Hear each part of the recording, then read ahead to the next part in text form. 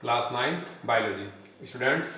Question है, एक eukaryotic पादप कोशिका का सचित्र वर्णन करो। पादप कोशिका की खोज सर्वप्रथम रॉबर्ट हुक ने स्वनिर्मित सूक्ष्मदर्शी से की थी। उन्होंने कार्क को छीलकर बारीक परत में अपनी बनाई गई सूक्ष्मदर्शी में देखा और छोटी छोटी कोठरी जैसी संरचनाएं दिखाई दी। बाद में और आगे चल के सुधार हुआ तो उन कोशिकाओं को इलेक्ट्रॉन सूक्ष्मदर्शी से देखे जाने पर ये यूकैरियोटिक पादप कोशिका की खोज हुई। पादप कोशिका का मतलब है पौधों के अंदर की कोशिका।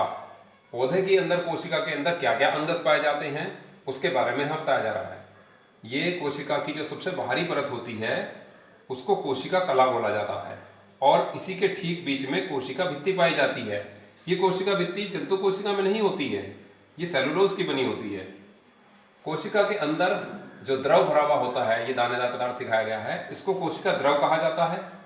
कोशिका के बीच बीच में कुछ बड़ी बड़ी रिक्तिकाएं होती हैं। ये रिक्तिका दिखाई गई है, ये रिक्तिका दिखाई गई है।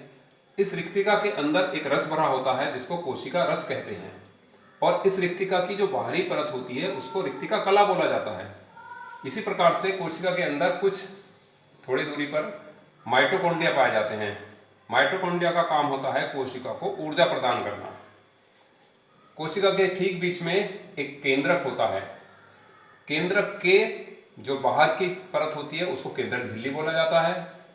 केंद्रक के अंदर एक छोटा सा और छिद्र होता है, एक संरचना होती है जिसको केंद्रिका कहते हैं।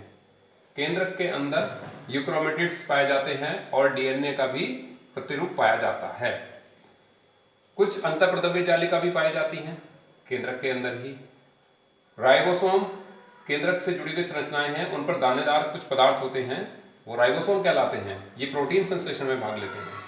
हरित लवक कोशिका के अंदर कुछ स्थान पर जगह जगह हरित लवक होते हैं जिसके कारण कोशिका का रंग हरा होता है और हरा होने के कारण ही पौधों का रंग हरा कहलाता है। इस प्रकार से इस कोशिका के अंगकों के बारे में बताया गया है। कोशिका की आकृति लगभग इस प्रकार की होती है जैसे चित्र में दिखाई गई है और इसके अंगकों के बारे में बताया गया है। इस प्रश्न के आंसर में हम इसके अंगकों को और उनके कार्य को लिखकर इस क्वेश्चन को पूरा कर सकते हैं। Thank you students.